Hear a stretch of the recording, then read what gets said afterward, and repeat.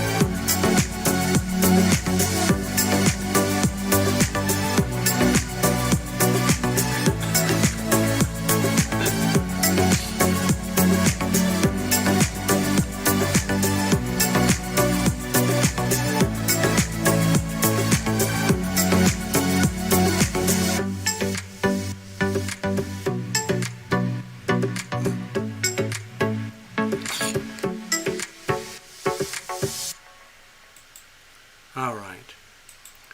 Achoo!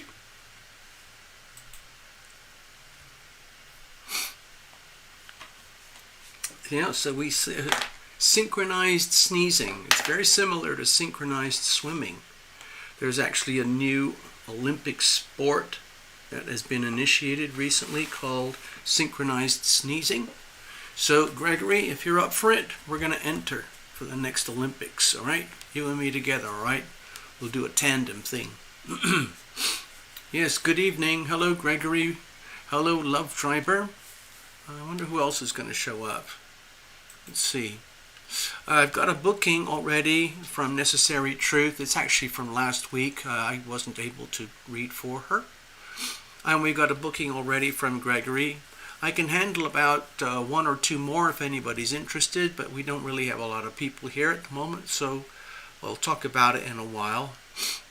Yeah. Yes, you noticed, isn't that? I could have put this in recently, but today it's really when it's actually very active. So you know what? Let's make it even more scary. How about this? There we go. Look at that. That's your good old-fashioned grand cross. A grand square. It's like the ultimate in stress. Yay. Go for the gold. Absolutely. The reason this is considered such a stressful aspect is because it's full of squares and oppositions, which tend to be very challenging. But when it gets multiplied, when it's happening simultaneously, square to square to square to square, opposition to oppositions. Okay? Now, personally, the way I do my stuff, I feel that this is a multiple grand square because of all the other Taurus stuff in here. I know the technical astrologers and the academics, they're going to say, no, that's not exact. It has to be with the degree. But I look at the whole sign. There's a huge stellium here with Venus, Uranus, the North Node, and Mercury, all in Taurus across the whole 30 degrees roughly. So I allow for all of that. So yeah, I did a little video yesterday talking about something very similar to this, which was basically the big T-square yesterday and the day before. And it's all about money. The way I see it, it's all about money in terms of the earth, global finances. And if you haven't noticed by now, you need to really pay attention. The global financial system is under extreme stress right now. And all the usual indicators that economists and bankers, like to talk about, they're all kind of flashing red alerts. Typically, the popular subjects are inflation, and which is all about prices going up and up and up, and the value going down, down, down, down, and down. And it's affecting all sorts of markets all across the world. But it's more than that. I feel that this represents the whole of the global financial system as we know it today, which is based, as you know, on fiat money, which is basically money that is made up out of thin air as a contrivance, as a belief system. And it's been a very, very successful game for the people who created it. Okay? It's kind of like people who build Ponzi schemes or multi-level marketing operations or pyramid schemes. They are, the better they are, the more they are constructed on fraud, deception, lies, and betrayal. And if you do it really, really well, nobody notices, and eventually nobody cares, because everybody feels as though they are part of the big system, okay? Oh, hey, listen, Love Triber, no, it's not on my other channel. All I did, let me just check in with you guys. Sorry, I'm being a bit rude here. So, Love Triber, hold on. Now, I know what you're saying, Love Triber. I do have another channel. It's called The Daily Transit. But the little videos that I've been making recently, I've been actually putting them on the Terra Lumination channel. And I've just been using the name The Daily Transit. I'd like to do 5 days a week during the week for the daily transits, because it's starting to become quite important. Since I do this every day anyway, I thought I might as well start to share it. And Love Triber had this idea of just starting a whole new channel. And I'm a little bit scared to do that because things have changed a lot in the last 4 years, 5 years with YouTube when I first started. there's tens of thousands of tarot channels and all that kind of stuff now. And my channel has certain, let's say, impediments that are very, very hard to undo, basically impossible to undo. So I'm operating like a little bit of an invalid. Joanna the healer, Joanna the medium, hey! Greetings. I'll be getting an email from you. Yay! Oh, thanks. So, Joanna, there's just a few of us here tonight, but I think you're already well known to the people who are here. Gregory Ross knows you. Love Triber knows you. I know you. And there might be a couple other people here who show up, but yeah, we're all aware of you, for sure. Thank you. Thank you for dropping by.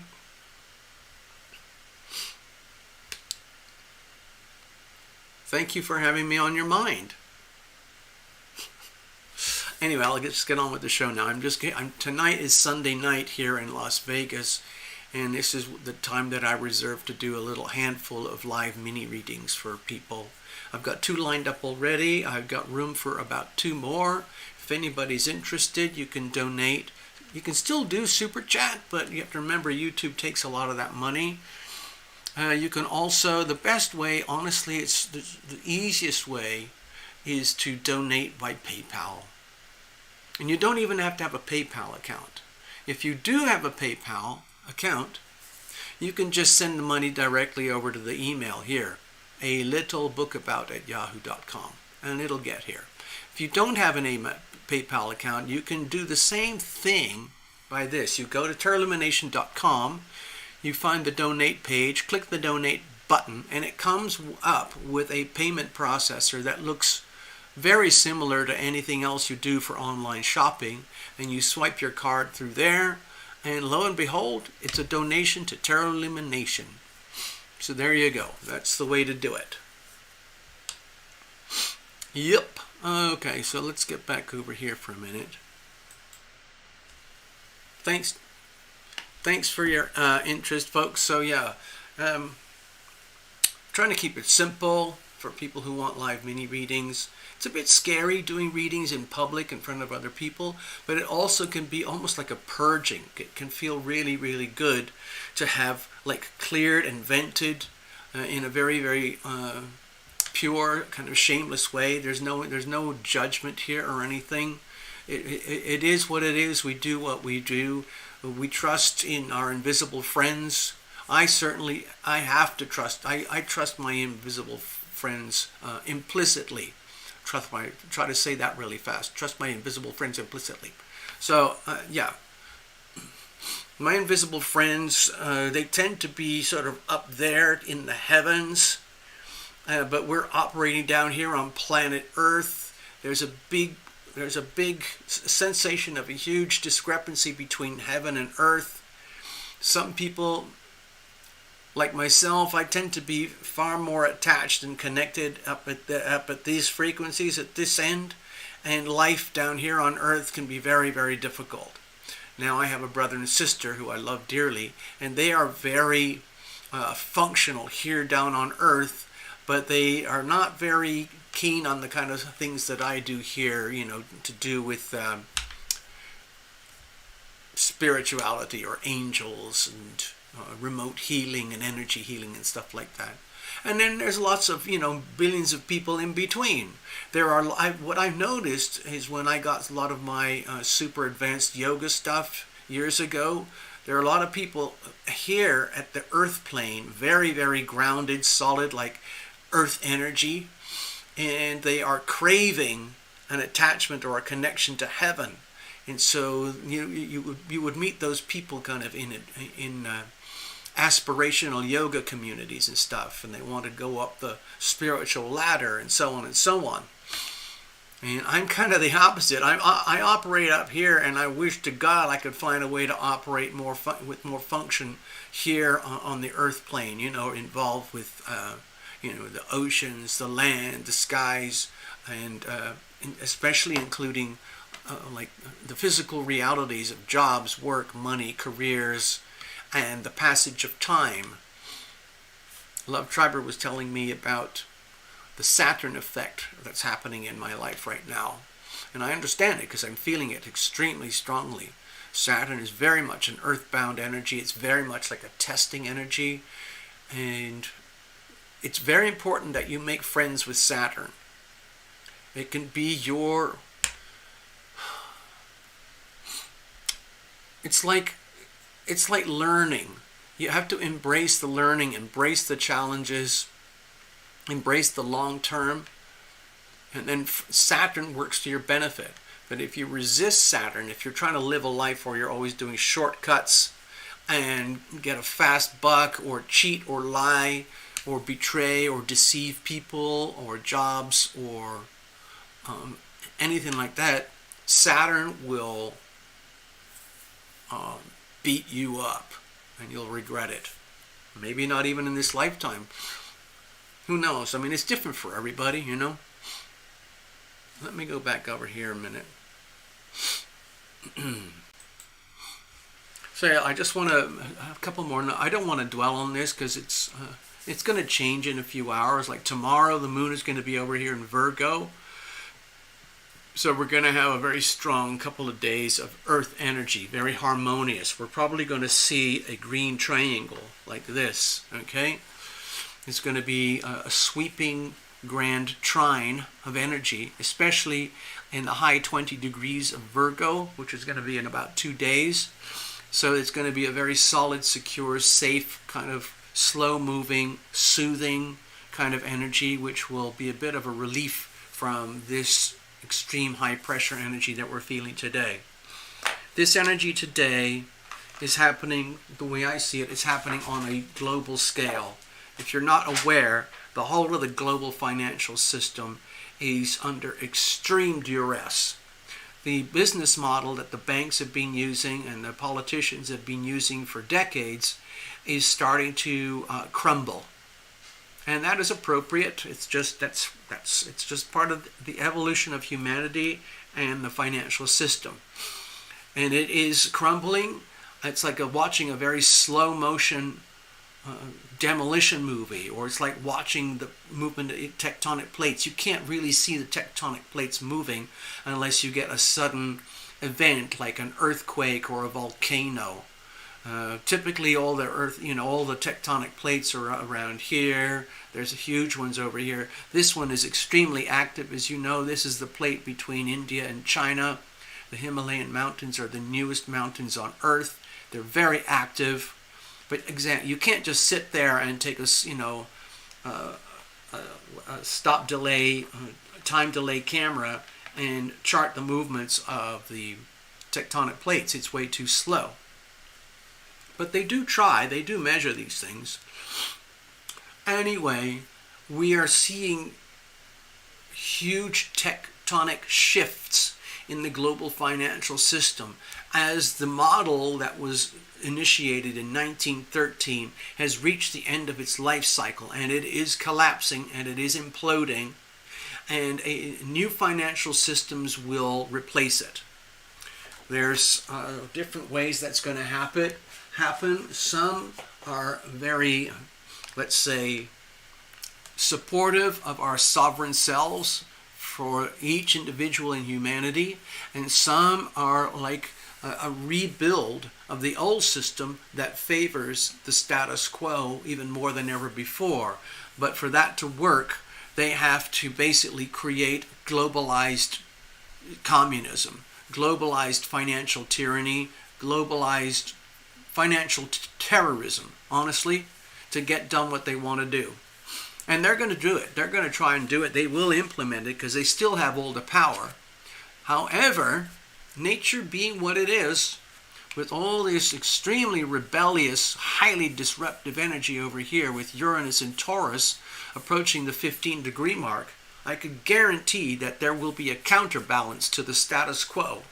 So it's almost like a fight between the status quo and the elites and the massive empire of power and money versus the egalitarian, humanitarian, community financial models that are starting to come in existence that favor the sovereign self, you the person, we the people, as opposed to the bankers and the rest of us, okay?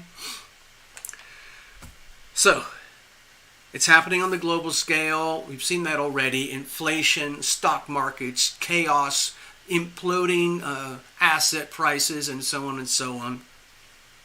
And that is exactly what you would expect when you see something like this. So don't be scared. Everything's exactly as it should be. Why is that so? How can it possibly be? Well, it can't be any other way because things are the way they are. Those are the laws of the universe, okay? Sometimes human beings feel that they have the ability to override the laws of the universe, but they do that at their peril, okay? It's not going to happen here. Okay, I'll go back to you guys. Also, you might have noticed a lot of extreme volatility and violence going across the world right now. It's not just America. There's a lot of extremely aggressive, assertive bullying going around. It's all over the world. I don't want to dwell on it too much tonight, though. Okay, so I got that out of the way. But I am going to use my astrodoodle chart as a reference point for the readings here tonight. At the moment, we still only have, let me just check. Looks like we only have, looks like we got a few people here. I've got,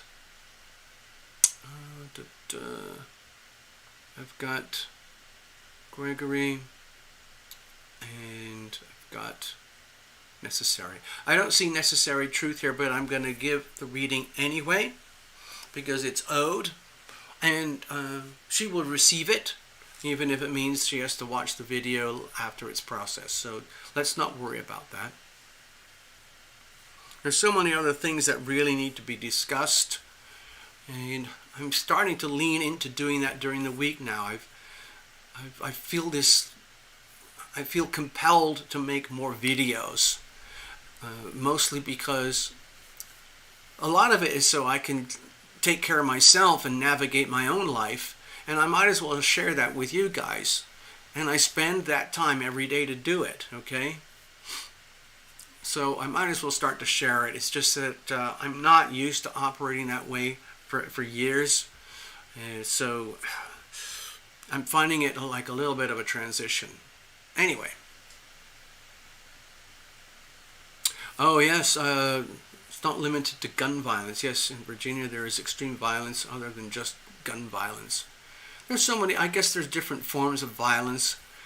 I'm thinking about people killing each other and threatening each other and war.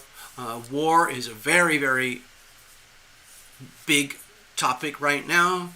Some of my favorite channels where I get lots of what I consider genuine, honest, in-depth information and news.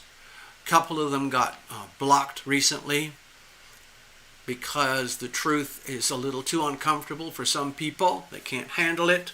Personally, I would rather know the truth and make my decisions and calculations in life knowing the truth rather than trying to pretend that the status quo is okay, because it's not. Evolution is happening whether people like it or want it or know it or not. And there are certain people at the very top of the pyramids of power and control and money who benefit from lies, deception, betrayal, and the absence of love. And that's most acutely felt in the abuse of the American Constitution. I'll talk more about that during the week, but basically it's very, very important with the First Amendment and the Second Amendment. The First Amendment is about literally the freedom of speech, the ability to speak, the ability to assemble, the ability to voice opinions and feelings, even though it doesn't jive with certain people in power. And the freedom of the press, of course, that's very, very awkward for the people at the top, because what they want to do is shut down anyone and anything that doesn't fit with their propaganda machine. You probably have noticed this all over the internet, all over the media, and it's very, very active right now. And anybody who counters it, like myself, we have suffered accordingly. And now some of my favorite YouTube channels, which are much bigger than mine, and they are much more, I would say, careful about how they package their news and stories, they have been either demonetized or completely shut down, or all their videos removed or something.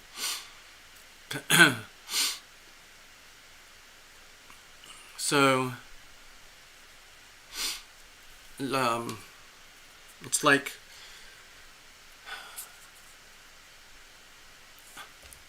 we have to figure things out as we go along. You discover who you are as you go along. Like living here in Las Vegas, it's a very different life to what I had in Los Angeles, and I've started to meet people and know people who basically accepted what I call the propaganda, and they received their little shots in their arms because of some nasty bug going around. And most of the people who've received these shots became very, very sick. It's really bad. There's so many bad things. I'm scared to talk about it because I'm just lucky to be alive at all myself, and I'm just lucky that my channel is still actually functioning. It's so I'm kind of reluctant to talk about some things, but I will do so probably during the week a little bit more openly. Okay. Okay. What's this, Joanna? I'm just looking at the chat now. Joanna just typed in something. It says, my channel lost tons of subscribers for strange reasons, and it keeps going down, and people are not receiving notifications of my content. It's unfortunate. Welcome to the YouTube algorithm. Okay? The YouTube algorithm is not a fixed algorithm. The YouTube algorithm is controlled, to favor and to repress channels or content that works for YouTube. If your channel goes against the benefits of YouTube in terms of the kind of materials and information that they want presented to the world, your algorithmic settings will be crunched down. It's literally just like, it's just like controls on an oven, They will find a way to remove subscribers, close down the notifications, and diminish your streaming and content abilities. Okay? Yeah. It's very disturbing. I can remember very clearly, Joanna, at the end of 2018, my channel was viciously attacked, and it's never been the same ever since. I was deemed guilty without any proof. Okay, so the people, these evil people who are attacking me relentlessly, pointing fingers,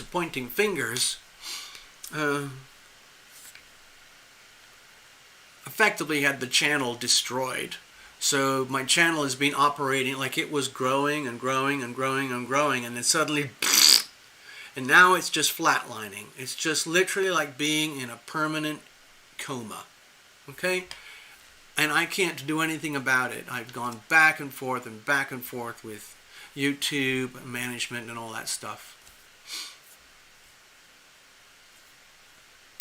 So, yeah. Couple of channels. One of the channels that I really like, he goes very, very deep into the, let's say, the politics and the economics of what's happening across the world, especially with regards to warfare. And all of his content from the last 4 months got completely removed. No discussion, nothing. No day in court, nothing. Just censored, wiped out. There you go. Yeah. It's grim. I keep going because I'm very proud to have my little channel. All right, let's get rolling. I don't want to moan and groan. Things are the way they are. My channel is not the only channel suffering. There are plenty of other channels that are deemed, let's say, less than worthy. So we just put up with it, or you give up and go away and do something else with your life. All right, so necessary, I am going to do a reading for you right now.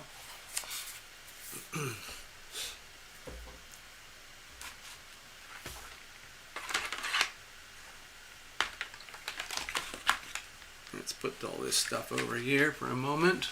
Just got to clear the stage so we can actually do some work here. Now, I don't see any moderators here tonight. Gregory, do you mind if I elect you as a moderator, because I'm scared of being attacked?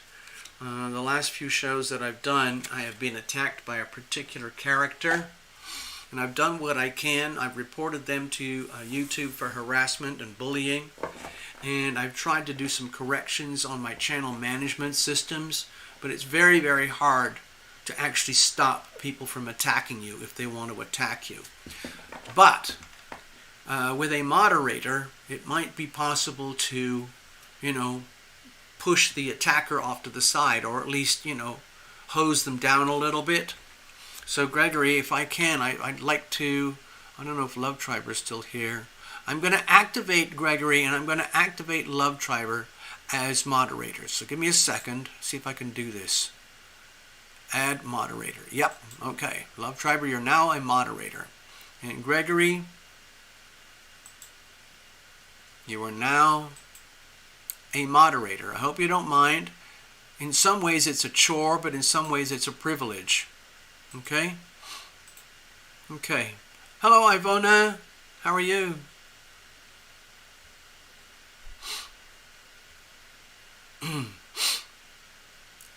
How are the furry friends, Ivona? Also, hold on, let me go back here just for a second. I want to check in. Ivona just arrived.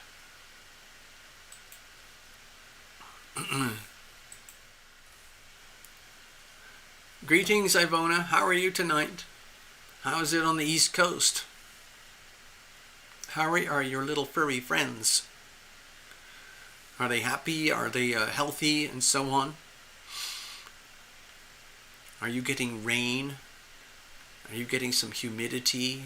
Are you getting, is your summer season starting to come in? Anyway, the question is, how am I? I'm still alive. Tick, tock, tick, tock, tick, tock. The Saturn energy is very strong in my life right now, apparently. Well, not apparently, it is. So it might make other people, some people have been checking in on me saying, hey TL, how are you doing? I've been sensing that you're a little bit under the weather. And it is true. I'm dealing with all sorts of health issues and stuff. And so that corresponds to financial and physical health, but mostly the physical things. Well, it's always financial. But I'm trying to deal with it, and Saturn is my helper, okay? Saturn is my friend.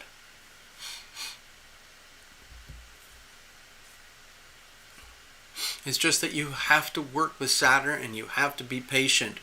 You have to take your notes from Saturn. You have to prioritize Saturn energy. And you can't, if you try to get around it or take the shortcuts, you'll seriously regret it later on. So I am dealing with it face on. I'm like, please bring it on. Please bring to me that which is mine. Please take away from me that which is not mine. And it's a very simple way to streamline your life so you don't carry any dead weight, and all your life energy and life force is focused on that which is relevant and most appropriate for you in the now. The now is where your power lies, okay? Not yesterday, not tomorrow.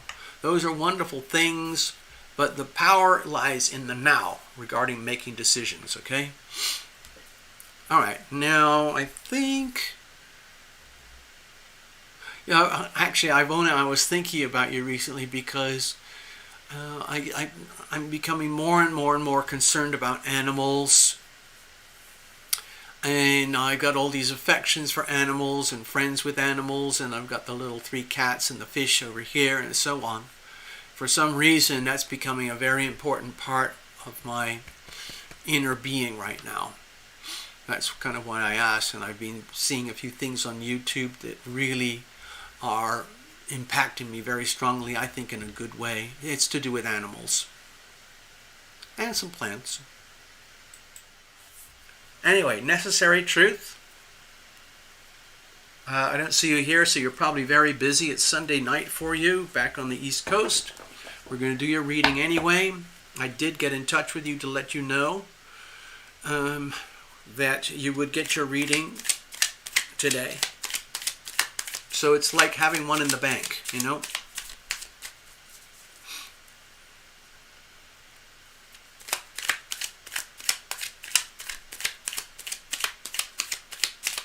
All right, here we go. Let's have a look.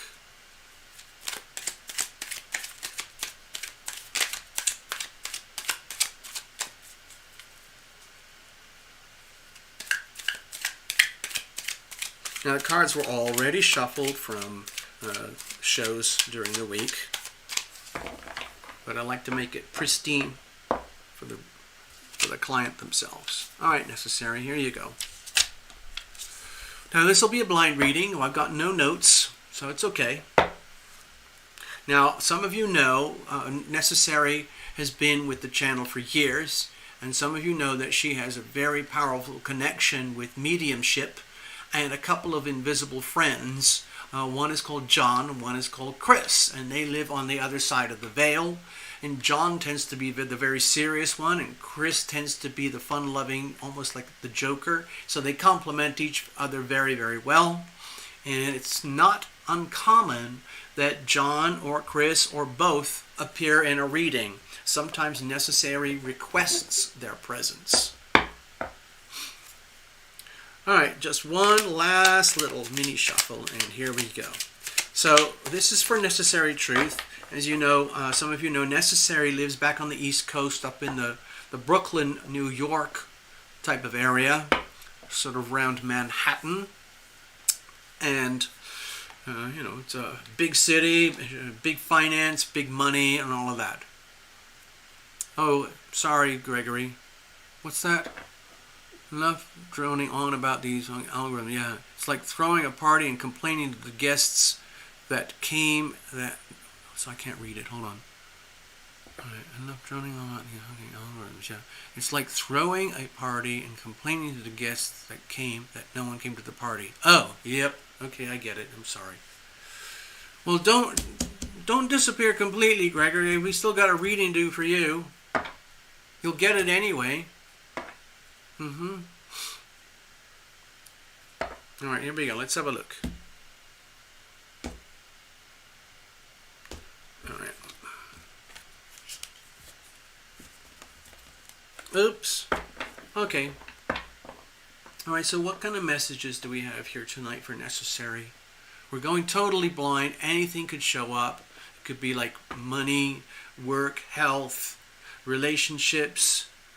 Some people get lost in like life journeys and things like that. We'll see. Anyway, here's the situation. Here's the challenges. Here's how we're going to handle it. Remember, your power lies in the now. And we're going to look at external influences, and as usual, I default to the planets unless something else like gets triggered. Let's have a look. So we've got the Three of Cups here. I would say this is very much about seizing the moment, grabbing the opportunity to enjoy the good things in your life, what you can, while you can.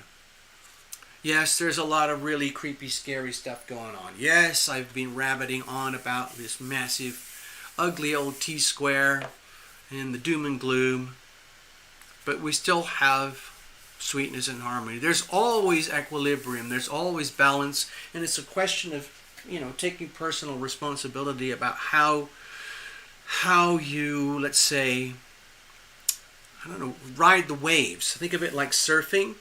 riding the waves where, if the water's rough, you get out of the water. If the water's good, get into the water and enjoy it. And this looks like the Three of Cups is very much related to the harmonious energy between Capricorn, Taurus, and Pisces. So you might as well enjoy it, okay? All right, here we go. Now, what's the situation itself? Actually, this is a little bit more than just enjoying the moment. I think what this is, it's more like being very grateful for the true friends that you have in this life, in this world, like the small little community that we have here, for example, and other like-minded souls who operate at these kind of frequencies, and just be glad that we could share at these levels. Okay? What's the situation itself? Could be anything. Goodness, Six of Cups. Well, I don't know if you feel that you're being sucked back into some kind of past life regression type energy here, but I think the Six of Cups is very much associated with Saturn just turning retrograde at the same time that, actually let me mark that. Might as well mark it because it's actually very important energy. Saturn is retrograde right now. Pluto's already retrograde. And it's going to be going for about 5 months. Saturn just turned retrograde, I think today or yesterday. Again, so make sure Saturn is your friend. So, excuse me, frog in the throat. Saturn is retrograde. So that's putting a lot of pressure and challenges on that aspect of life, wherever that lies for you, okay? So, for example, let's say you were actually here and we could do a snapshot and we would get this aligned so that it's perfectly, connected with your own personal chart. Then we would find where these trigger points are lying inside of you personally, and include these trigger points here, these 3 points, the Capricorn, Taurus, Pisces energy, because it's very, very strong, it's very wholesome, it's very stabilizing, a very big contrast to this very challenging, stressful energy over here, okay? So it makes me feel that this very, very big, deep, heavy retrograde wave of Pluto and Capricorn already going backwards. It's going for about 5 months. That's a very, very long period. Like when you think of the Mercury retrograde, that's the nearest to us. That's like 3 weeks. So 3 weeks is a big difference to 5 months. Now it just so happens with the Saturn retrograde, that's also a very long retrograde of almost 5 months. So you put these two together, that's very powerful energy, which is taking a lot of people back into having to review, revise, reassess, reevaluate their lives in some aspect where, like, okay, for me personally, I have to take care of these energies because these energies are very strong right now. I mean, I can't point it out on the chart except to point it out. But what it's doing is it's forcing us at the depths of our soul to have to review and rewind and repair things that are out of alignment with what is healthy according to nature. It's the same thing with Saturn, with the Saturn energies, and that's very much to do with the reality checks of day-to-day life. So wherever this aspect lies in your chart necessary, it's about 25 degrees Aquarius, over here in the 11th house. This is a very strong aspect for you right now, and it might make you feel as though it's like a big undertow of ocean waves that's taking you back, like through the past, perhaps even through the recent past in your active three-dimensional earthly life right now, regarding certain relationships where it's important that you look at the relationships in such a way that you don't take them at surface value. You understand that the relationships, number one, with yourself, and with certain very specific other people related to you, you realize there's much greater significance than at first appearance. And that significance needs a lot of focus over the next 5 months so you can understand what it's really, really about. I don't see what it's about here. I'm not saying it's about love or relationships or business or anything. I'm thinking more about the people themselves, the actual characters, where you might, well, without realizing, you might be drawn into having to re-examine, re-evaluate, reprioritize your life to accommodate certain unavoidable pressures that have to be dealt with. And in this situation with the Six of Cups, it might sort of force you in having to reevaluate your relationships, long-term relationships that you have with certain other people, and look at it from very different new perspectives. Recalibrate all of that, okay? Let's have a look. What's the challenges with all of this in life, okay? Okay, so with the Four of Pentacles here, in a healthy expression, this would be very much to do with stabilization and building foundations and saving and constructing and building a solid foundation of life going forward.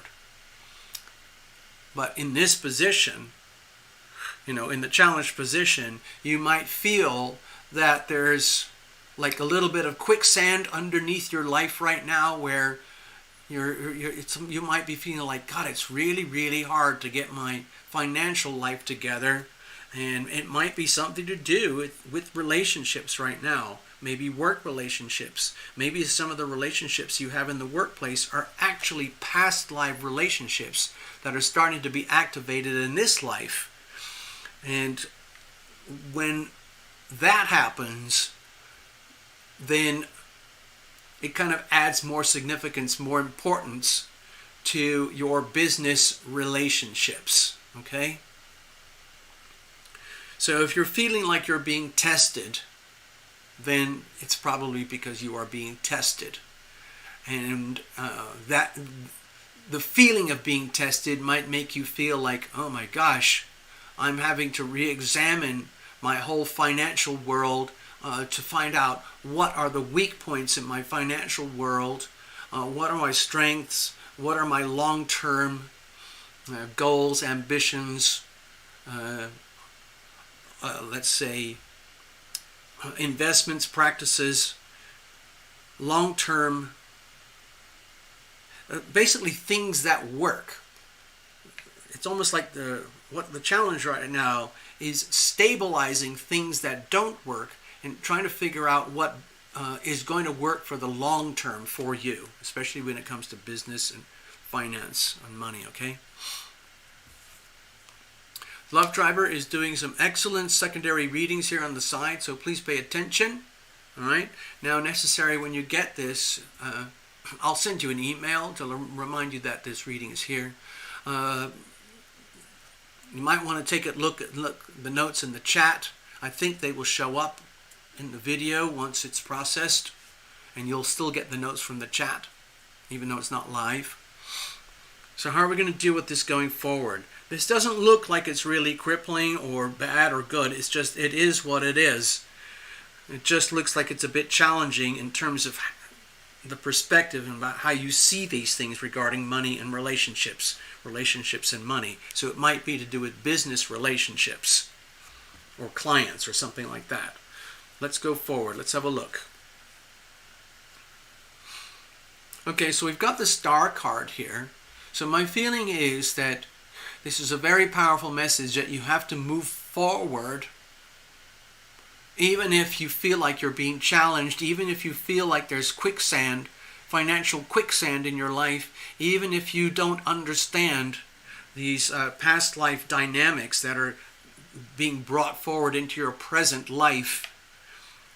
There is goodness to be had out of all of this. You have to believe that. You have to hope that it's true.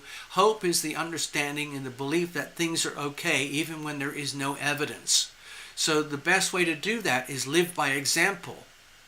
It's literally truly believing that your life is good, that you are good and loving and wholesome, and you can't outsource your life to someone else for you. So you end up having to be the bearer of hope and light for yourself, even though you might feel undermined or unstable here anyway. You have to go forward anyway, living by example.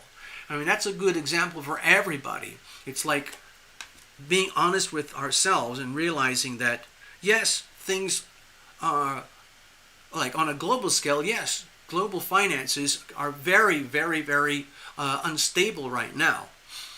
Does that mean you're going to give up hope, give up life? No. You keep going anyway.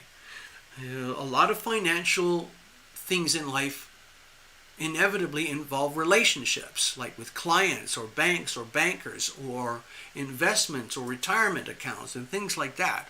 Those are all, let's say, populated by people. Okay? So you have to live with hope. You have to basically just tap into your most awesome self, okay? Necessary. Understand that it's not the end of the world by any means here. You've got us, okay? You've got us over here at Lumination and the friends that you've made in your own community and a few of us that we have here. And you can get in touch anytime. But ultimately, it's you living your life. And the best way to do that right now is to live by example, by radiating the energy of hope yourself. And hope means, like, believing and knowing and understanding, even when there might be a lack of evidence. Someone has to, let's say, carry that load. It's almost like someone has to be the truth bearer. In here, it's actually the water bearer. Someone has to carry the energy of hope and future and the movement of the healing power of love going forward anyway, even when it feels like there are massive obstacles, massive resistance. I see that. I can double my money in a mirror. Yeah, okay. Great.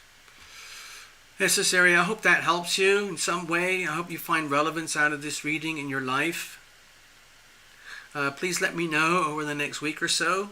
I will make sure that you get this some way, somehow, okay? Hello, Lorraine. Whoa, still alive in Youngstown, Ohio. And you're glad to be here. Thank you, Lorraine. Okay, I'm just going to clear this up a minute. I just want to do a really quick reshuffle here. Give me a second. And then we're going to shuffle up, and we've got a reading coming up for Gregory. Oh, let's...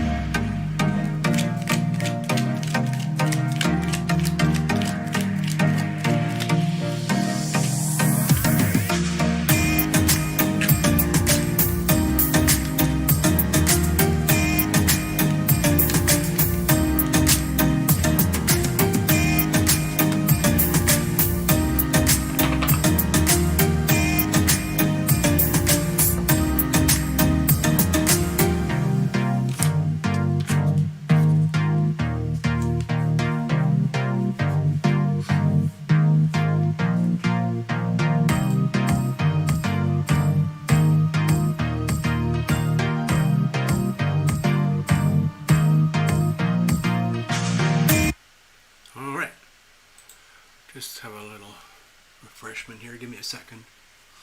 I hope you're still here, Gregory, or at least you'll get it later on if you can't be here right now.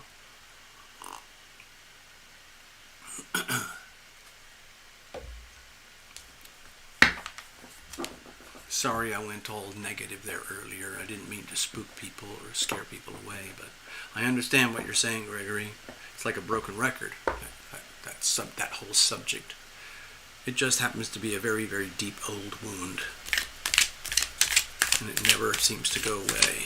All right, anyway, here we go. Let's cheer up, folks. It's not the end of the world. It's just evolution. That's all it is. It's just another chapter of evolution. Cards are very well shuffled, so we're going to dive right in. Let's bless this whole deck again.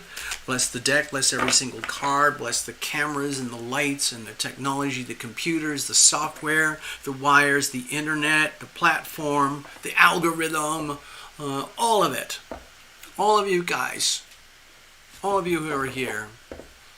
Active observers, passive observers, participants, whatever it is. Gregory, this is going to be, I don't see any notes here, so I guess I'm just going to do a totally blind reading. Now, some of you know Gregory Ross has been with the channel for years, and some of you know him very well, along with Necessary and a few others. Long history with the channel. All right, let's have a look. What kind of messages do we have tonight for Mr. Ross? Let's have a look here. Could be anything. We've covered so many subjects over the history of readings. Here's the situation. Here's the challenges. And here's how we're going to handle it. And what about the immediate influences, external influences, and of course my default setting is the planets, but you never know what else shows up. Let's have a look. So we've got the Six of Swords. So this is the energy of moving on, seeking peace. Maybe this is directly relevant to what just happened earlier in the show. It's almost like, to me right now, this is, how can I say it? It's almost like, hold on, I want to get over here a little bit, before I actually get into the reading itself. Whenever I do readings, each card has sort of standardized meanings for me, but I give myself permission, because I've done thousands of readings for people. I've tried to help people as much as I can, and sometimes the cards literally like speak for themselves, like there's a secondary or tertiary meaning that comes out at the right place at the right time for the right reason with the right people, and that's how it is sometimes. Now when I see the Six of Swords here for Gregory, it's like it's an external influence. It's all about, the way I see it, seizing the moment in order to look at the whole of your world, every aspect of your world, especially if you, let's say, refer to that big grand cross, the big red cross that's in the middle of the chart right now. It's very, very challenging. It's especially challenging for the fixed signs, that is Aquarius, Leo, Scorpio, and Taurus. So if any of those aspects are very strongly, let's say, prominent in your own chart, then you are going to feel this very strongly. Of course, it's balanced out by a very sweet harmony between the Capricorn, Taurus, and the Pisces in the middle. There's two sextiles and a trine together. It's a very powerful, stabilizing, harmonious aspect. And that works very, very well for you. So you might be feeling like these extremes of like, wow, there's a lot of challenges and stuff going on, but there is definitely something working about it that is good. Can you actually discern the details? Probably not, because we're actually in the event right now. Sometimes it's really hard. It's easier to talk about things in hindsight after having lived through an event. So with the Six of Swords, it makes me feel like it's really good opportunity to what I would call downsize, and that could be in any aspect of life. Finance, anything to lighten the load, the burdens of physical life in such a way that you can live with more lightness, more freedom, especially over here, because a lot of times people feel trapped up here. You know, they might be able to go to a store and drive here and travel there, but sometimes people feel very trapped up here, and they need to escape. They need to find a pathway to freedom. They need to be able to, let's say, jettison the dead weight, whatever that might be. Let me go back to the reading itself now.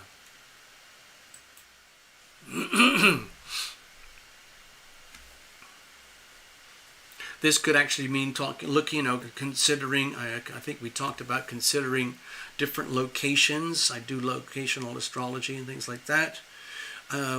Moving to different locations, having second locations, going on a vacation, going on a very sort of spontaneous, lightweight vacation, for example, just to get away.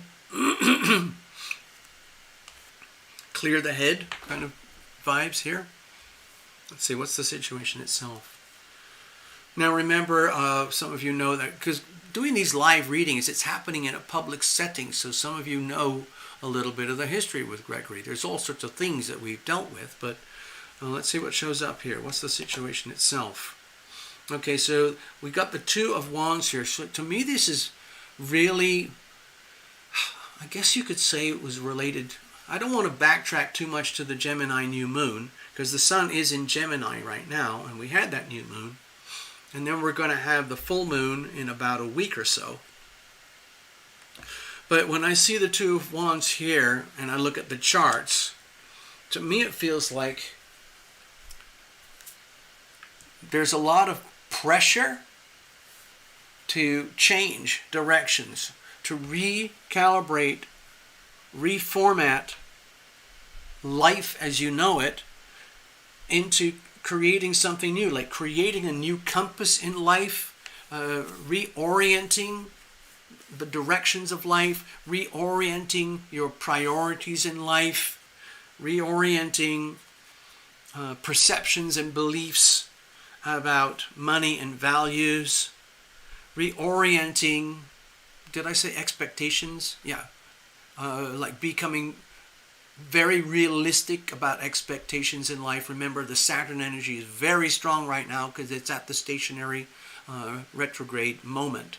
Pluto's already active, but this is going to go on for 5 months.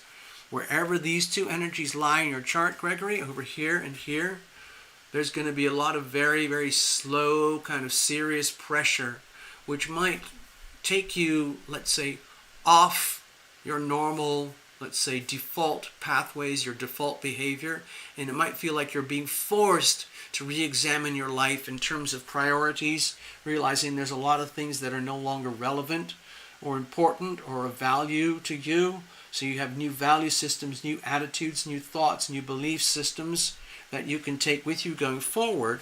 So it's literally kind of, right now, it's about charting new courses in life, charting new plans, new projects, new destinies, understanding that the seeds that you plant now, the plans that you enact now, will have consequences later on in time. Saturn represents time. It's very, very time relative, okay? So with the Two of Wands, it's an understanding. It feels like it's a very, very karmic energy here, knowing that planting the wrong seeds in the wrong place with the wrong attitudes and the wrong beliefs will lead to unwelcome outcomes. So you can't just go willy-nilly thinking, oh, I'm going to do this, I'm going to do that. It means being very, very thoughtful, methodical, conscientious, and almost scientific about making plans for the future. Like, it's almost like drawing out charts for yourself. Like, okay, well, sometimes everyone has different ways they make plans, but you could say you start off with a goal. Well, I want to do this, or I want to be that. Well, what does that mean? It means, well, I have to do this and this. What does that mean? Well, it means I can't do that anymore. If I'm going to do that, I can't do that. So you get these processes of elimination. And sometimes it's hard for people to do. Sometimes they don't realize that perhaps like creating new destinies, new outcomes isn't just a question of like, oh, screw this, I'm out of here. I'm just going to like go. It means it has to be done thoughtfully and conscientiously. So that we're planting seeds of love, planting seeds of opportunity, planting seeds of excitement, passion, and destiny that works for you. Okay? Let's have a look. What are the challenges here? Well, those are the challenges. Okay, so we got the Five of Wands. Okay, so it makes me feel as though you're probably already aware of what we're talking about here, and you're getting a glimpse of it, and you're getting a feeling of it, and it's almost like, okay, thanks TL, I understand sort of what you're saying here, but the reality is it's actually very challenging. It's actually very, very challenging, and I don't know if I can handle it the way, I mean, it's like you might have such like ideas and new goals and aspirations about your future that are maybe quite different from the life that you've led up to this point. And it might be easy to put it on paper. Well, I'm finished with this, I'm finished with this, I'm finished with this. I'm going to focus on that, and that. And so you do it. But it's actually, it's like, ships that are sailing.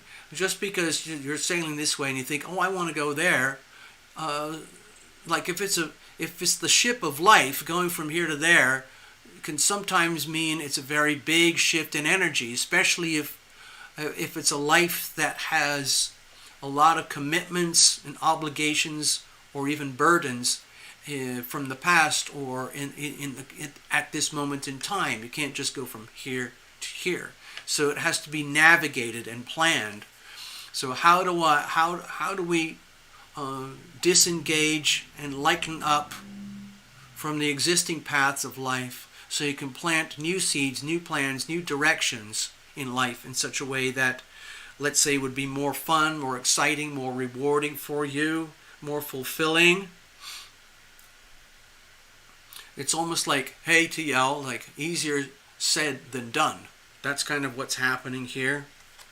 And yes, I understand it, because the realities about planning like a reformatting life, even downsizing.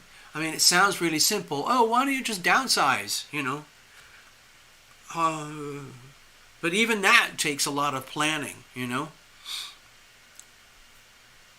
Like consolidating. People sometimes like consolidating debt, or eliminating overheads in life, or just cutting out activities, commitments, relationships, places that are no longer important to you. They're not your top priorities anymore, and recalibrating to what is your priority. It's easy for me to talk about it here in your mini reading, but for you it might feel like, man, it's not as easy. It isn't just sport and fun and games. It's actually really, really tough. I see this is very much associated with the Saturn and Pluto energy combined. So in some ways this reading has kind of a long-term trajectory. To me it feels like this has a lot of meaning and that will extend over the next 5 months or so. So how are we going to deal with this? Okay. Well, it's understanding and accepting transformation. Transformational energy healing. To me, that's the very core essence of the Death card here. It's understanding, like it's the energy of the chrysalis. You could look at it that way. I think it's the caterpillar that turns into a chrysalis that turns into a butterfly. It's the caterpillar, a lot of people would never know. That's the caterpillar, that's the butterfly. Who would have ever known that they were one and the same creature? But the caterpillar cannot become the butterfly without going through the chrysalis, in which there is profound transformation. I've never seen it close up, but I know there are videos where you can kind of see through the translucent shell of the chrysalis, where the caterpillar actually does turn into the butterfly. So this is not a scary card, okay? You don't have to be scared of the death card.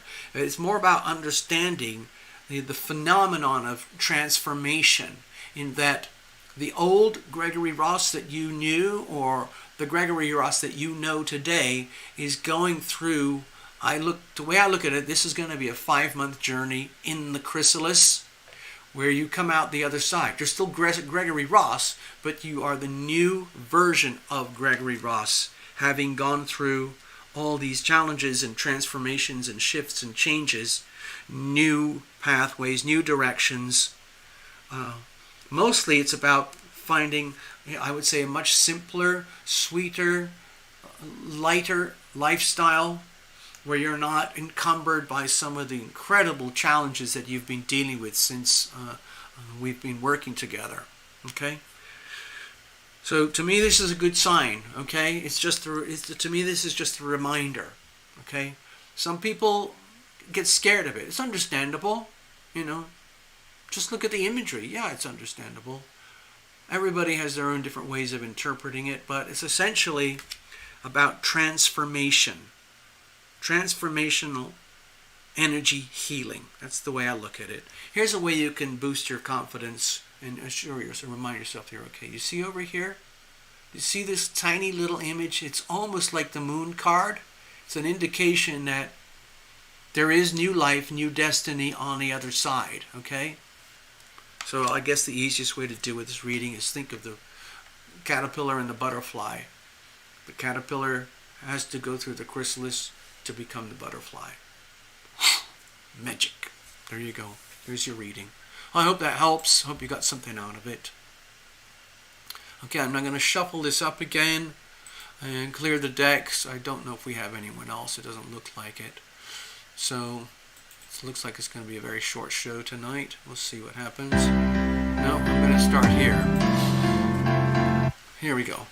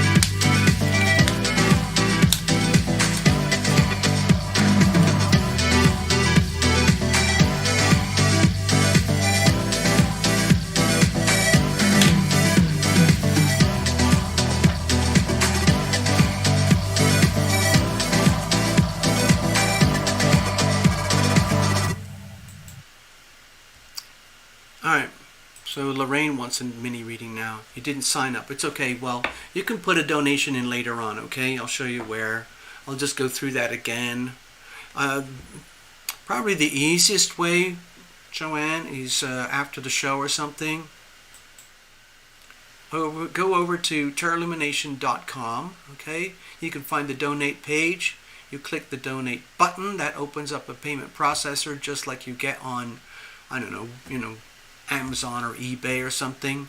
Just swipe the card, go through. You don't even have to have a PayPal account. You can select, if you scroll through it, you'll find a way that you can just use a regular credit debit card, okay? cool.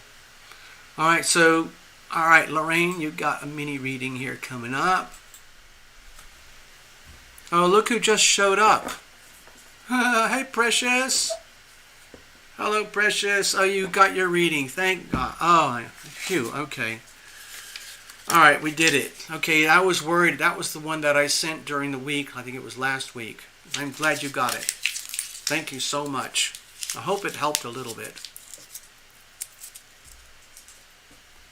All right. I'm just going to do a little tiny bit more shuffling, okay, Lorraine? And we're basically ready to go. Now, as you know, anything can happen. Anything will come up here. I don't do jumpers, flyers, and I'm not doing any oracles right now. I'm not doing reversals. I'm just doing very, very, very pure, ultra simple use of my deck with just very standard cards, okay? And I love the cards the way they're made. I like to see them upright. I love the way the artists and the original designers crafted these beautiful things. And I don't like to turn them upside down. It just makes me upset. It just doesn't make sense. When I go to an art gallery, I don't like to see the paintings hanging upside down. It doesn't make any sense to me, so I don't do that. I like to honor and respect the original artists. I know that, I mean, I've gone through, so-called professional tarot training and things like that, where there's a lot of emphasis placed on the reversals and the secondary meanings and all that kind of stuff. Some people are very, very rigid and academic about the tarot. I'm not. You've probably figured out that I give myself a lot of flexibility. Okay, Lorraine, so you're up there in Youngstown, Ohio. I think I've told you a couple of times that I spent a certain amount of my life in Akron, Ohio. And to me, it was just a few years, but it was very idyllic for me. I loved the four seasons: summer, fall, winter, spring. I loved it. It was very precise. Everybody knew where they stood. Everybody had to have 4 wardrobes, well, 3. Because spring and fall worked together as the same wardrobe. But you had to have a whole winter wardrobe, and you had to have a summer wardrobe. And of course, I was just a kid at the time, so it was pretty simple. But I loved it. Akron, Ohio, at that time, was known, I think, as Rubber City because of all the tires that were manufactured there to supply Detroit, Michigan, with all the cars with their tires for America. I don't know what it's like today, but it was very green and luscious.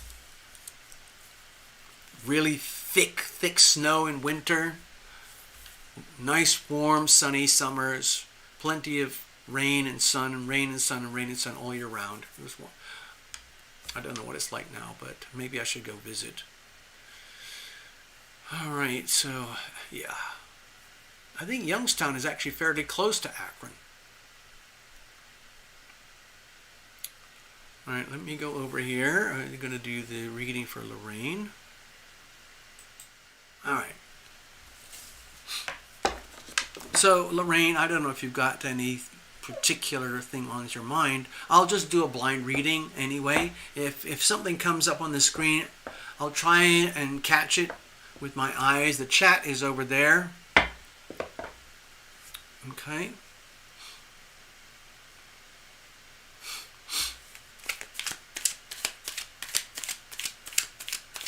$30 miles away. Oh, it's only 30 miles. Wow.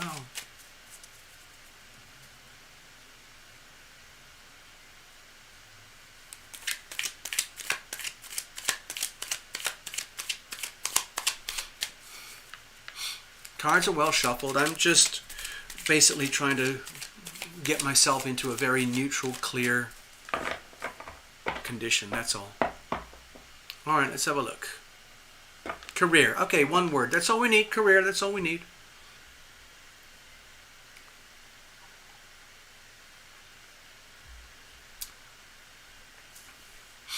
So when we talk about career, I typically would look at the 10th house in somebody's astrology chart.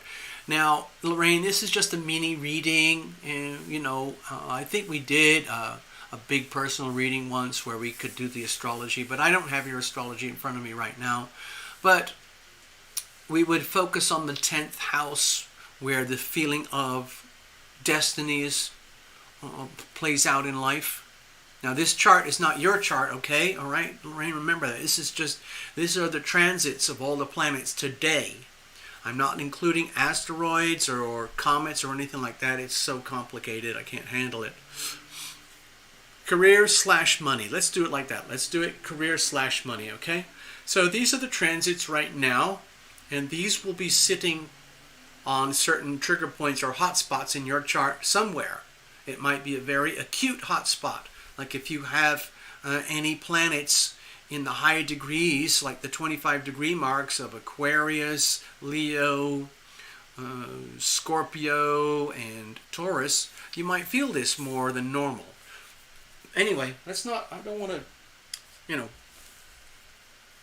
linger too long on the astrology for this. We can just do the reading as it stands, all right? Cards are well shuffled. Thank you, Lorraine.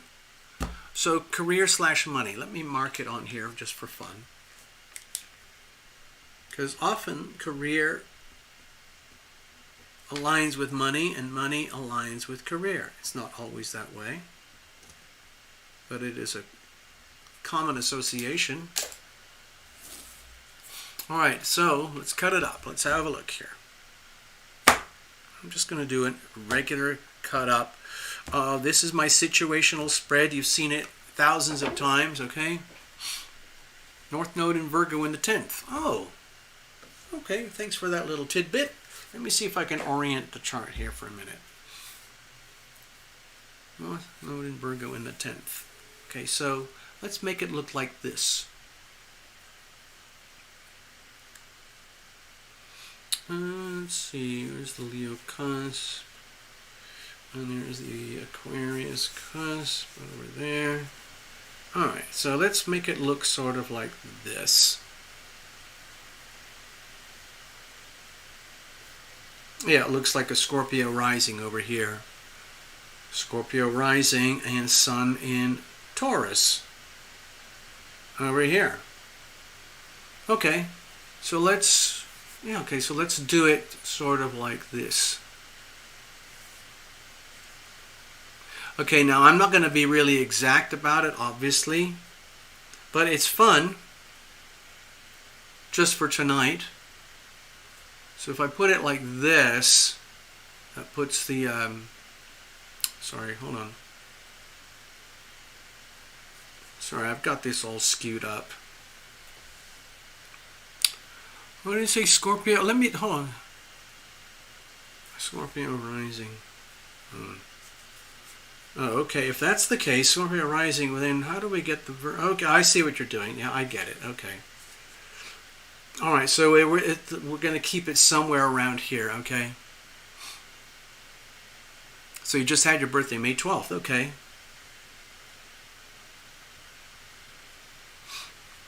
Okay, so May 12th, you've probably been feeling quite a lot of pressure in your life, new starts and new beginnings, okay? And we've already moved on, so you're at the very beginning of a new solar cycle, so 360, 355 days to go to complete the cycle. And you said your North Node is in Virgo, somewhere up here, so let's just mark it. I'm just going to mark it very faintly, okay, for Lorraine Tomasic. North Node, okay? I'm just marking that in here.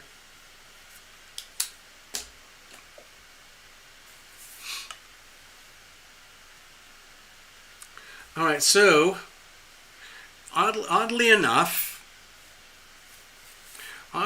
Lorraine, we have quite a bit of harmonious support for you at the moment.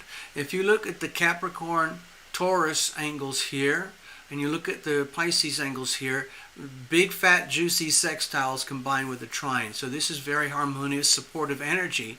And if you extend this out to make it look like an astrological kite, it would be over here on the high degrees of Virgo, like 20, 25 degrees Virgo. Now, I don't know where your north node is. It could be from 1 to 30 degrees. But anyway, just keep it loose. The way I feel it is that you've actually got quite a lot of support for following through on your north node journey, but it's through awareness. And the awareness comes through opposition. So Neptune would have been transiting your south node for, 8 or 10 years now? Something like that. So it's a long, slow transit. And luckily you've got the support here. So it might make you feel as though it's very, very diffuse. Like with the Pisces south node. The south node is where there can be a natural sense of drainage or loss, or let's say, it's like the default settings. Like there's so many different ways that, well, there's not too many, but this with the south node, it's kind of our default setting. But we often don't grow into our north node energy, our north node dynamic, into the middle of life, or even late in life, or very late in life. Now it depends. Like some people, let me think about this now. Okay, here's two classic examples: Donald Trump and Elon Musk. Donald Trump has his sun very close to the north node in Gemini. Elon Musk has Mars very close to his north node in Aquarius. And so when you have planets that are conjoined your north node, it can really tend to activate the north node. But you don't have any planets here from what I can tell. And so it might make you feel as though the compass in life is a little bit vague, like, who am I, where am I going, where am I getting my money from, how am I going to do that? The Virgo energy would be very much about doing tasks, getting things done that have to be done, perhaps not with a lot of reward or recognition, but they have to be done anyway, okay? So it's like being perhaps the energy of a virtuous administrator, a virtuous task manager, someone who has to make sure things get done in such a way that's orderly and effective and works, okay? But perhaps not without a lot of thanks, perhaps without much thanks or gratitude. So with the Piscean south node, you might have been born with a natural tendency to just give away your energy, give away your money, or even where people take advantage of you, because the Piscean energy would be very amorphous and soft and easy to manipulate and exploit by other people. And so it will be very simple and natural to go into a life journey, the default setting, in terms of like career, especially because you've got your nodal axis on the 4th and 10th house. It would be like your natural tendency would be to just give your energy away for free without any expectation, just out of pure kindness and pure love. But you might have discovered along the way that maybe people take advantage of that, or you end up depleting yourself, or you end up going too far along that pathway without considering the long-term effects. And so with the Virgo North Node, it would be very much about, let's say, creating really, really good habits, really good methods, processes, techniques in life. Okay, let me go. I need a... all right.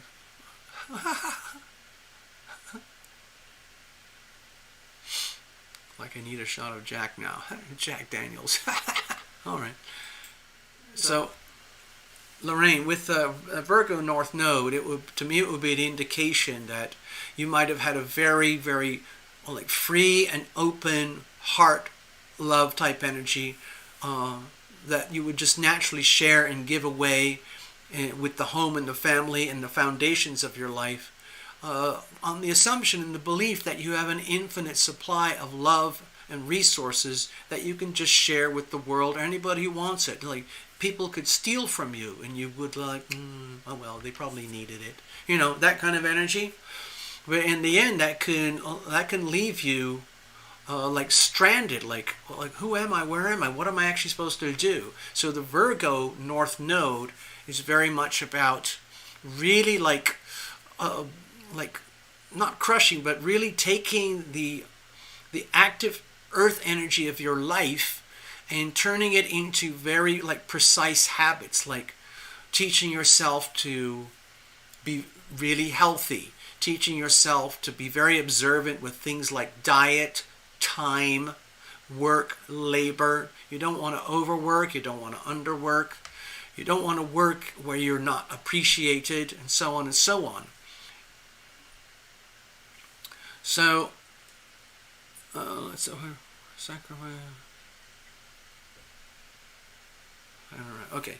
Anyway, so Virgo. Let's get back to the actual reading. Okay. Here we go. We haven't even started yet. Okay. All right. So this is my situational spread. It's just a very simple diagnostic tool. That's really all it is. It's just like the gadgets they use when you go to the auto technician. They plug it in under your dashboard and they figure out what's wrong with your car. And it shows up on their computer. And then they go and fix it. All right, here we go. Here's the situation. Now remember, we're talking about career and money. Career is very much about the 10th house. And you've got Virgo, 10th house, North Node. So that's very important. Here's the situation. Here's the challenges. And here's how we're going to handle it. And let's have a look at the surrounding influences as usual. I'm just going to start with the default of the planets, but let's just see. All right, let's have a look. So we've got the Five of Cups here. So this is the energy in some ways of regret, grief, sorrow, and loss.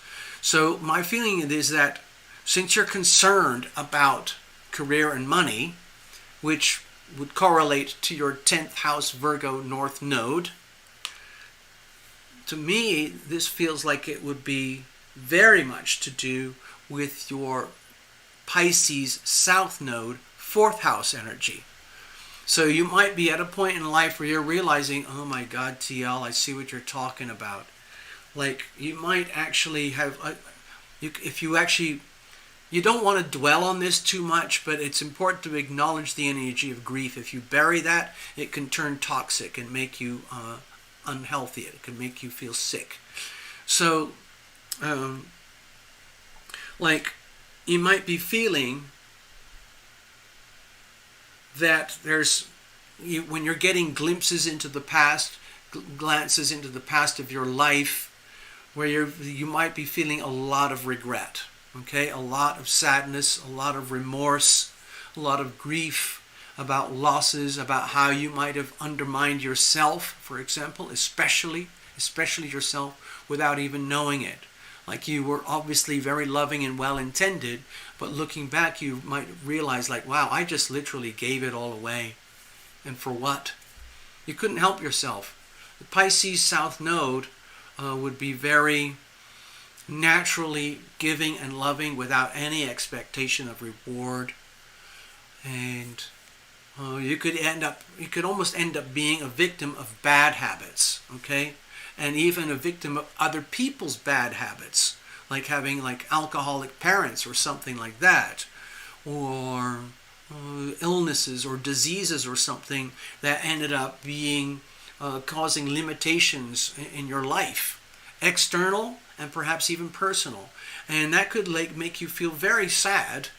And to this point now, well, I still have a life to live. So looking forward, what are we going to do now? The situation is all about, wow, North Node Virgo. Wow. Oh my God. Because there's still a lot of emphasis here on your South Node. Okay. All right, where is it over here? So yeah, that's 4th house. So I'm going to put that like that. Okay. So, yeah. I don't want to labor on that too much. I don't want to make you depressed. I don't want to make you to have too many jacks. Okay? Let's have a look here. What's the situation itself? Okay, so with the with the Nine of Wands, you might be at a point in life where it's kind of, you're looking all around you and thinking like, damn, if only I had like understood or learned about this kind of stuff much earlier, I wouldn't be in a position right now where I feel like it's almost like you might feel like you've painted yourself in a corner where you might have really literally given away a lot of your life force, your life energy, doing this, doing that, being good, expending energy on the day-to-day struggles of life, giving it everything you've got, feeling and believing that you were headed in the right direction with the right person, the right meaning, the right people, the right time, for the right reasons, and all of that, for all goodness. And then coming to a point where you realize, my God, I really have expended huge amounts of time and energy and resources that could have perhaps been expended in better ways. And I have to accept this and deal with this now and go forward knowing that there's still a whole life ahead of me. So what am I going to do now? Okay? I feel that this is almost like to do with the retrogrades with Saturn and Pluto, where you might be feeling like you're getting dragged into looking at the past and seeing and feeling things that make you feel deep regret. And of course, maybe it's good to acknowledge that and know that, but that's not an energy you want to live in. You don't want to dwell on that energy.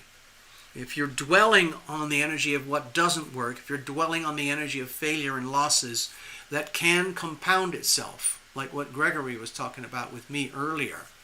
So, we got to look for ways to go forward here. So what's the challenges? Let's have a look. Oh, I don't usually like to attribute people to cards, but to me this almost makes me feel like, God, I wish I had a good man in my life, or a good person. I wish there was some kind of guiding light in my life, some kind of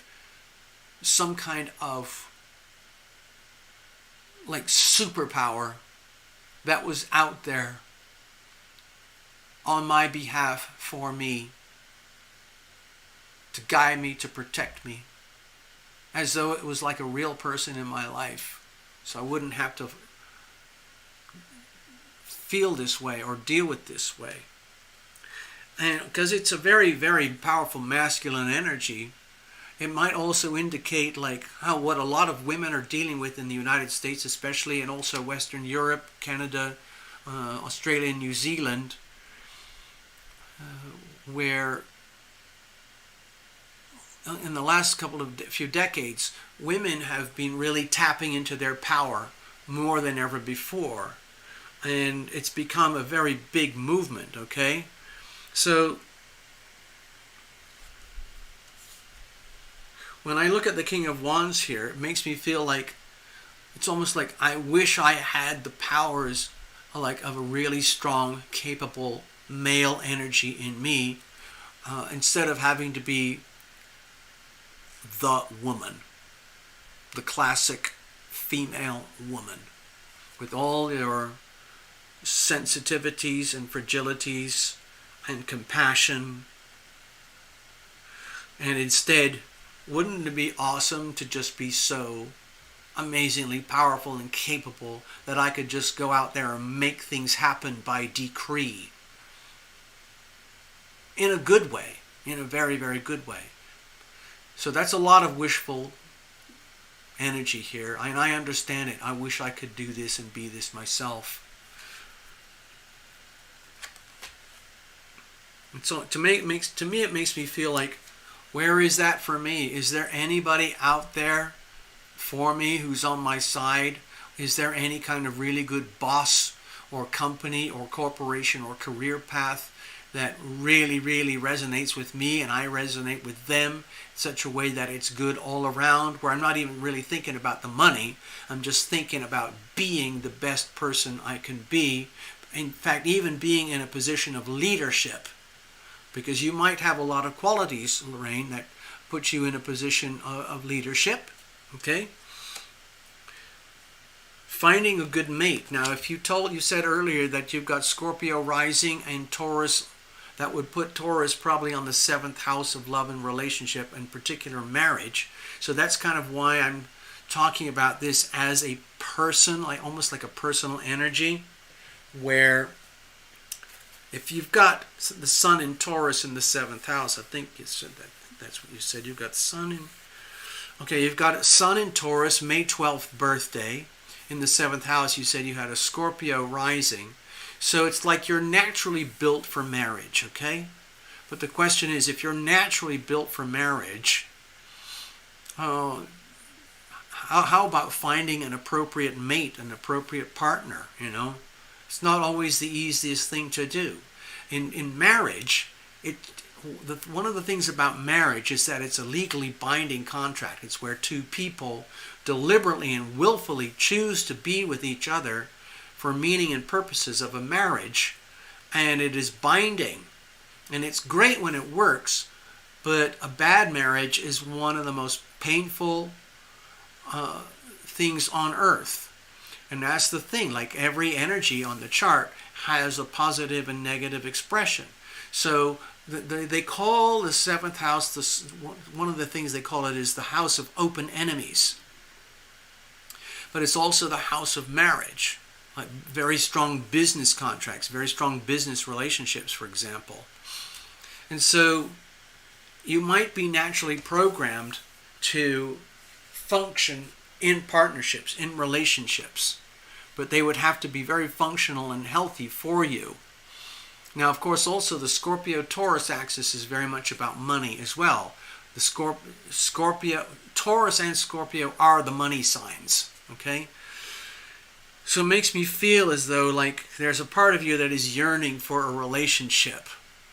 That would be a classic relationship in terms of loving and caring, where you could be the classic female and someone else could be the classic male partner, and it would translate into a healthy relationship, and it would give you a sense of foundation where you could, let's say, start to map out or identify something like a career or money.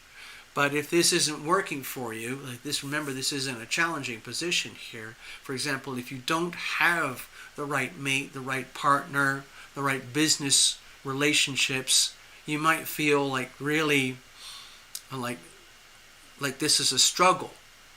So how are we going to deal with that? Let's have a look over here. Okay, with the 6 of Pentacles, it might be that you are owed something. For example, maybe you have an already existing history in the workplace and a career, but if things aren't looking perfect for you right now, in order to strike balance, this is very much about balance, thank you, I see your notes there, it might be, here's what, like Love Triber's putting some notes up there about legal sector, okay, righting wrongs, balancing the scales in some way, but also to get to the actual blunt subject of money, like if you're having issues with career right now and you haven't really selected anything, or if you're what they call in between careers right now, in between jobs, and money, the normal flow is money isn't there, you might be in a position where you have enough work history where you can consider checking in with things like unemployment benefits or workers' compensation, or looking at retirement security investment plans for the future. Tapping into the energy and the money and the resources that you've already built up for your life, okay, up to some point. And so instead of you having to put all the work in to build this up, it might be time to tip the scales, where it's time for you to cash out or collect on perhaps Social Security or benefits or something like that. Okay? So a lot of people don't want to deal with these things because it makes them feel like, oh, I'm looking at my twilight years. I'm looking too far into the future. I don't want to deal with the subject that, I have to think about long-term money, like perhaps savings accounts or starting to invest for the future. Or like I said, if you've already built like a work history, okay? Okay, it says unemployment owes you. Okay, so if the unemployment people owe you some money, I know people don't want to deal with it. People do not like going to the Department of whatever it's called, employment or something, because it makes you feel as though you're having to battle for what you're already owed, and why shouldn't you have that already? But I've had to deal with these things many times in my life, and so when I look at the Six of Pentacles here, it makes me feel like a way forward for right now would be to kind of go into the details, like actually go up to the front door of the unemployment and Social Security offices and things like that, workers' compensation, anything like that to do with money that you are owed. Remember, the Taurus-Scorpio axis is all about money. And the Scorpio energy represents other people's money, okay? And typically, like on a whole sign earth chart, that would be things like banks, investment funds, retirement funds, insurance policies, inheritances, unemployment benefits, welfare benefits. All of those things come from outside of you, okay? And you might have built up the value because of your work, but that money is outside there. It comes to you. That's the Scorpio money. The Taurus money is the money that you have. It's the talents and the gifts and the resources that you already had, that you've worked for, and that you own outright. For example, classic examples would be like houses and cars, the really obvious ones. These are for people who are above a certain age, where houses and cars are part of your life in terms of ownership. So we're talking about mortgages and car payments. So the mortgages and car payments would come under the heading of the Scorpio energy.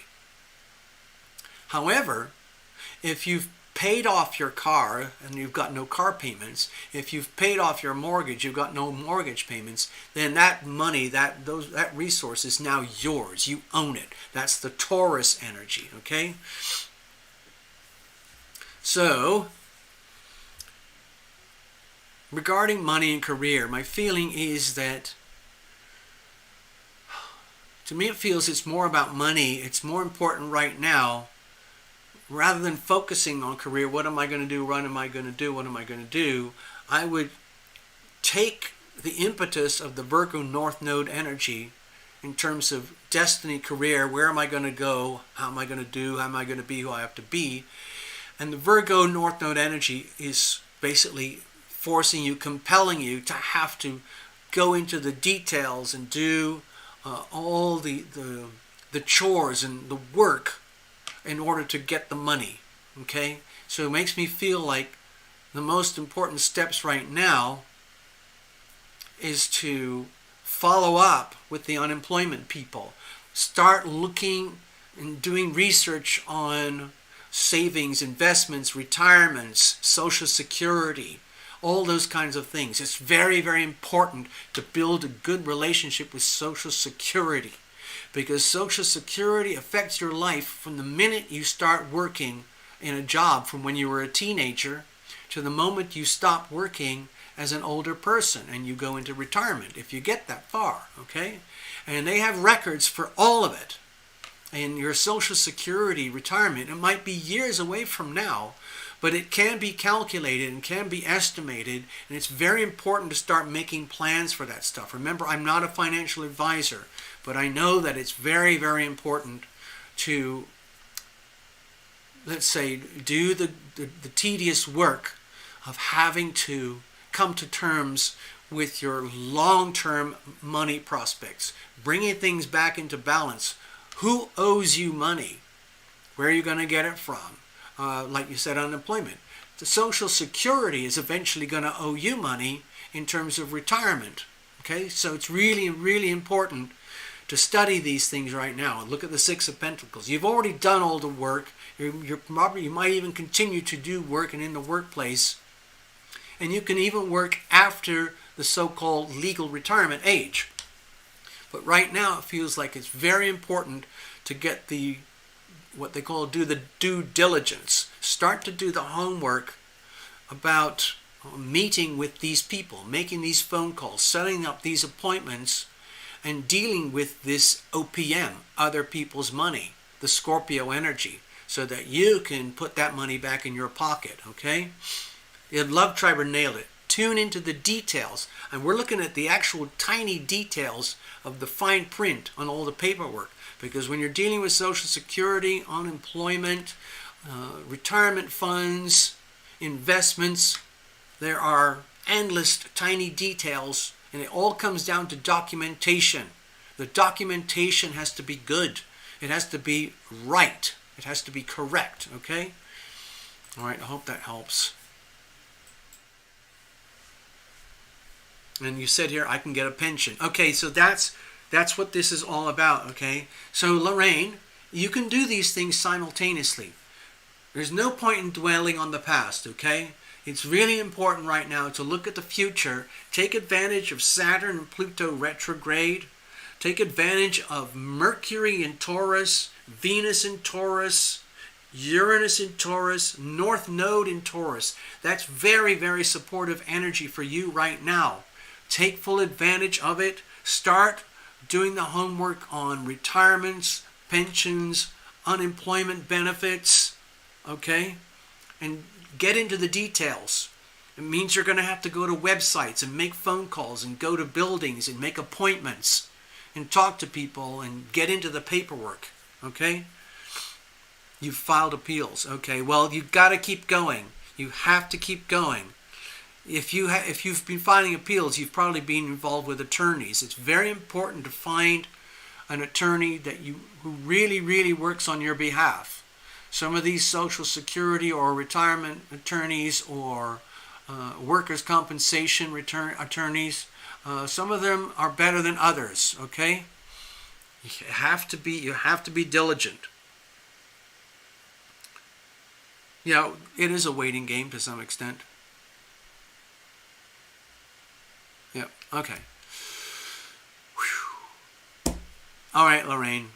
So this is like an ongoing story. We're looking very much into the future here, where you're going to have to take care of business and really stay on top of these things.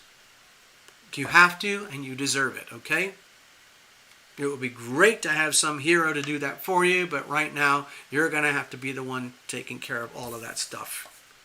You are number one, okay, in your life, okay? Love thyself. It's the best thing you can do. Take care of yourself. Take care of yourself, okay? Okay, we're going to run the show for a little bit longer. Precious is asking if Love Triber has any vibes. So we're going to let like a little mini reading. Let's see if Love Triber's into it, okay? So I'm going to shuffle up and clear, and that's the end of the show for me. I don't have any more bookings. So let's leave it at that. So Lorraine, like I said, just go after the show's over, or late tonight or tomorrow, just go to terralumination.com and do the PayPal thing over there. It'll be fine. Thank you so much. Thank you, Lorraine, for asking. I really, really love doing these readings for you. Thank you so much.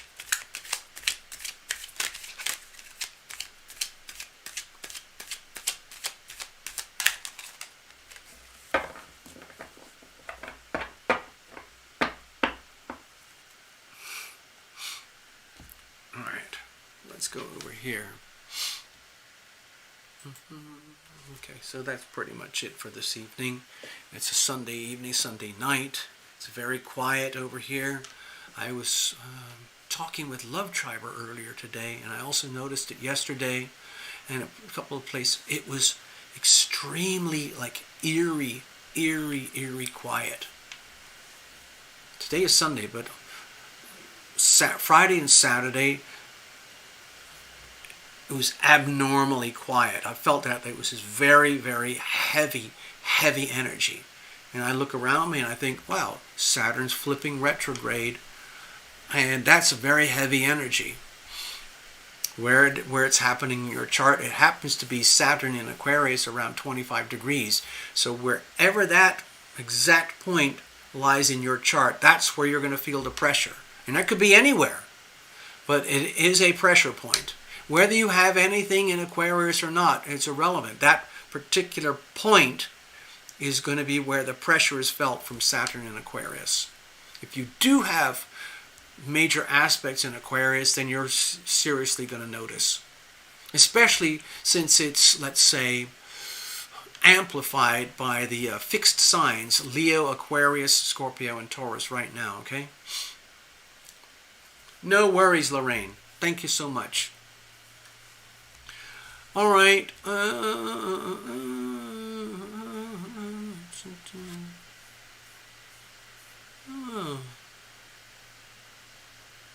All right, looks like a lot of Tribers checked out. So, Precious, hang in. Precious, by the way, can you let me know? You've got my email, okay? I think you're just surviving off your phone right now, limited data and all that stuff, so it's very, very hard to communicate. It's hard. It seems to me like it's very hard to get emails, send emails, get the video reports that I sent to you, and receive all of that stuff. But what I would like you to do, please, Precious, if you get a moment and you've got a little bit of data spared, if you could write to me on my email here and just check in with me and say, hey, this is Precious. I have your email, and sometimes I do connect with you, but I very rarely get a response, okay? And I think that's because of the conditions that you're dealing with right now, okay? You only have the Wi-Fi. Okay, right, I get it. So it can be quite limiting. I understand. So you have to be around a Wi-Fi for anything to work. All right. All right, it's been a pleasure to read for all of you. And I hope whoever was watching enjoyed the show. I am available for personal private readings. Go to tarotlumination.com. You can figure it out from there. Just go to schedules and whatever it's called. I can't even remember. Let me have a quick look. Readings. Yeah, there's a page all about readings, and you can do this. We can just basically get in touch with me, and we can schedule and book and do the payments and so on. Okay? All right, so I am going to wrap it up, and we will live to meet another day. Love thyself. Be loving, be loved.